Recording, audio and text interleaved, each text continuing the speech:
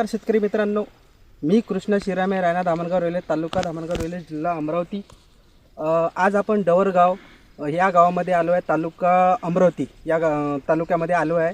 आणि ज्या कंपनीच्या माध्यमातून इथं आलो त्या कंपनीचं नाव आहे किवा कायपो इंडस्ट्री प्रायव्हेट लिमिटेड लुधियाना। आपली कंपनी टोटल सेंद्रिय शेतीवर काम करते।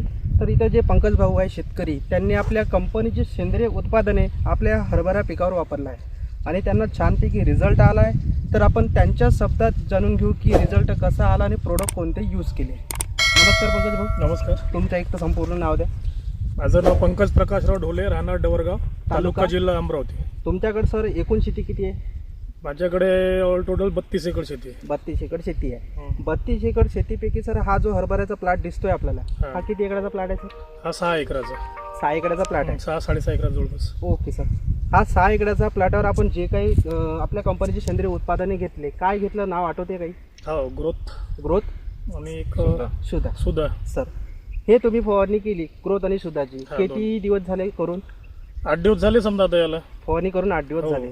तुम्हाला पिकामध्ये फवारणी केल्यानंतर फरक किती दिवसात दिसला? भरपूर 4थ्याच दिवशीपासून फरक जाणवला। 4थ्याच दिवशी फरक दिसला। ब्रँचिंग जास्त झाली। पिकामध्ये काय फरक आहे सर? काय फरक आहे पिकामध्ये?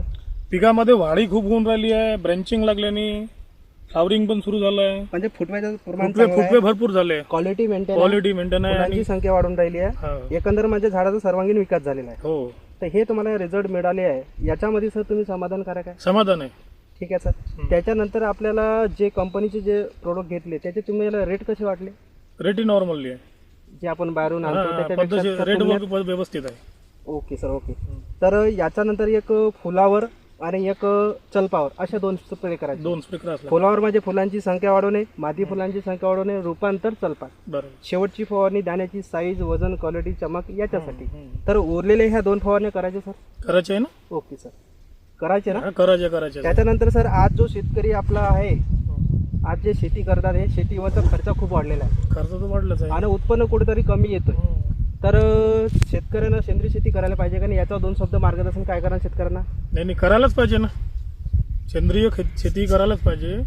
कारण मला तर भरपूर असा फरक जाणून राहिला आहे। कारण की जमिनीची जी पोत आहे कुठेतरी खराब झालेली आहे, तर ते रसायनमुळे जास्तीत जास्त खराब झालंय जमीन, तो जमिनीची पोते दुरुस्त होईल, त्यामुळे जमीनमध्ये आपला खर्च वाढून राहिलाय, उत्पन्न कमी होऊन राहिलाय।